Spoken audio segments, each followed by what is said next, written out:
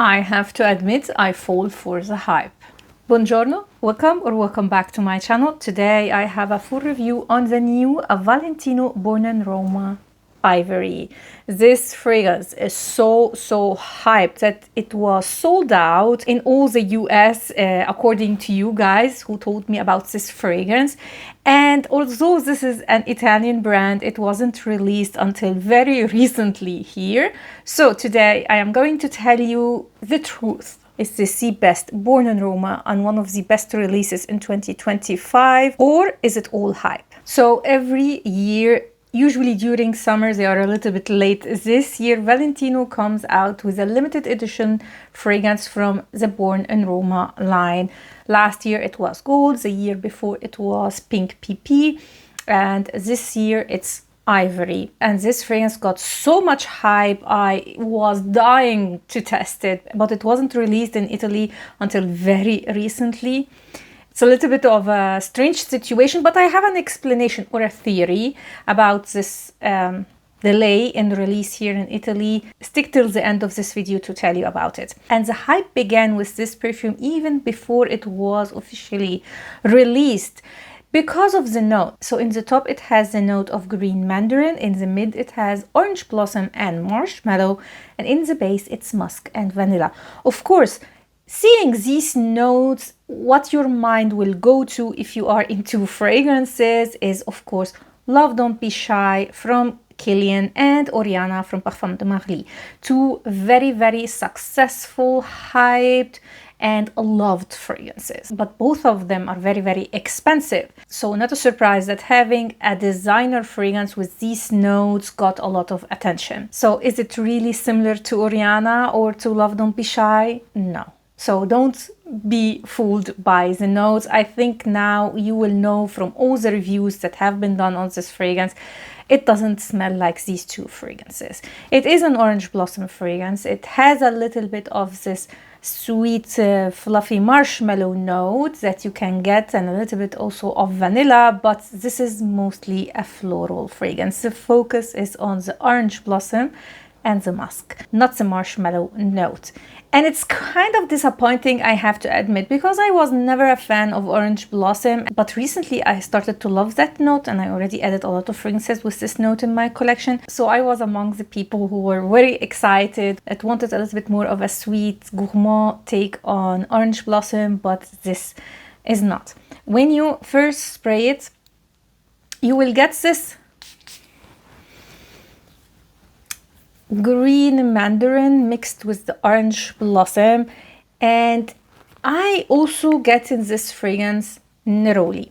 Now the difference between neroli and orange blossom is the way of extraction. It is the same flower, just the method of extraction brings out different facets from the flower. So orange blossom is a little bit more sweet, so it's more feminine, while neroli is a little bit more green and sharp, and it is more associated with colognes, specifically men colognes. And I get a little bit of the sharpness here. A lot of people say it is the green mandarin. It is, but there is also something from the flower itself which makes me think about neroli.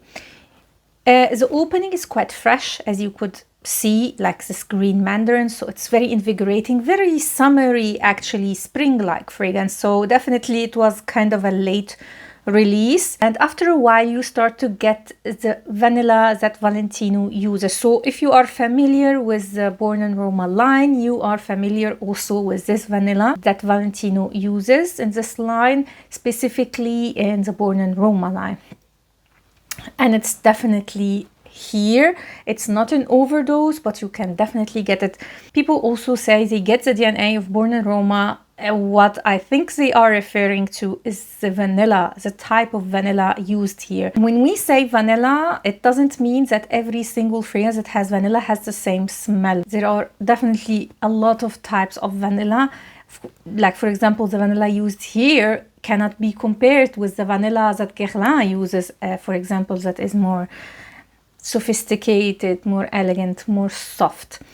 This is quite a strong vanilla. I always call this kind of vanilla designer vanilla because it is this almost bakery sweet vanilla, but has this edge to it. And it's overall a musky orange blossom with vanilla. These are the three notes that you will get the most in this fragrance. So nothing to do with Oriana or Love Don't Be Shy, or even Ensemble Gold, which is a dupe of Oriana. This is definitely more floral and more easygoing in a way. This is quite a non-offensive, easy reach, everyday kind of a fragrance, specifically for spring and summer. But me saying spring and summer doesn't mean that it's a fragrance that you can't wear all year around.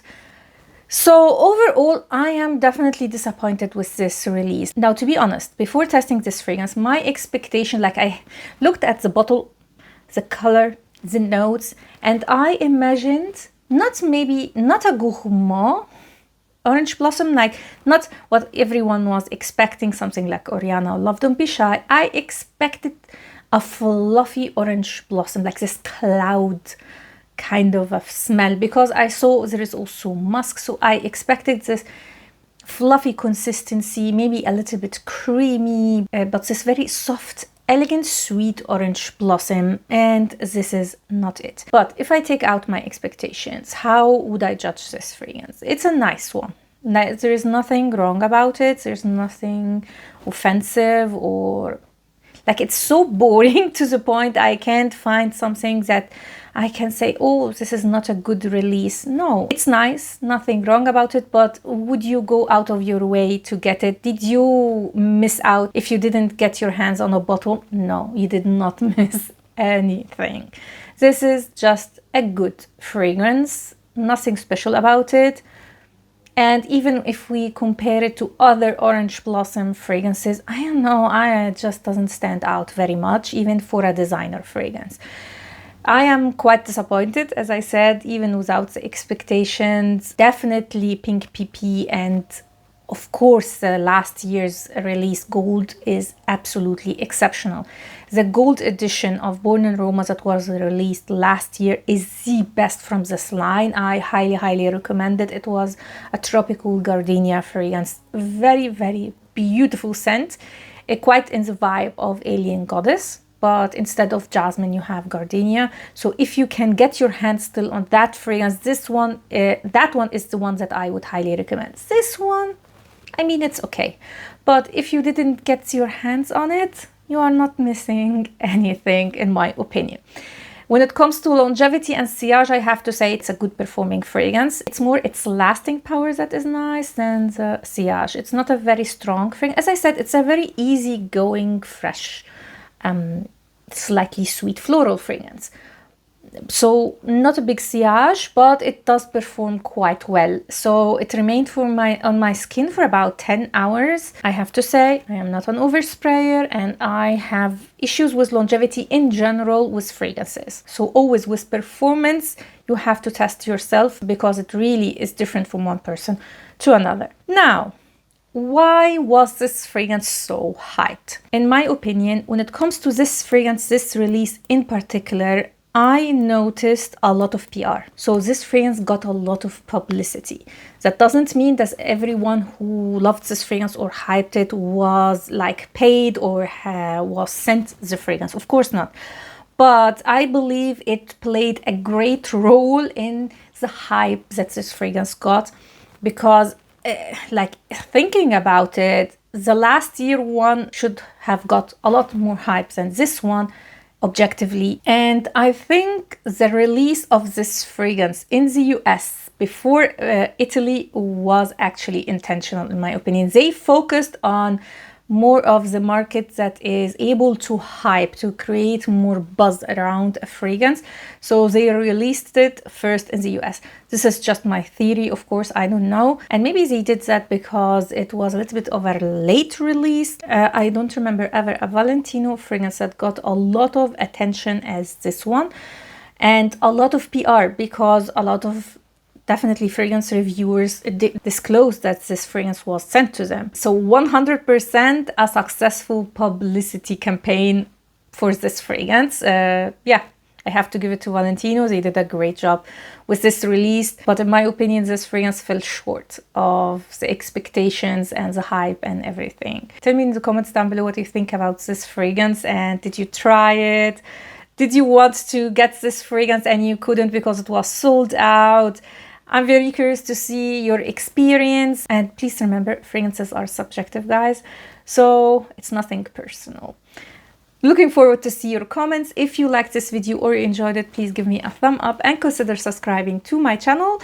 I have a lot of fragrance reviews on the new release, niche and designer. You will find the list in the description down below. And I have a lot to come. They are releasing so many fragrances, I can't keep up. So don't forget to subscribe and to hit the notification bell so you will get notified when I upload any new video. Thanks a lot for watching and see you next time. Ciao.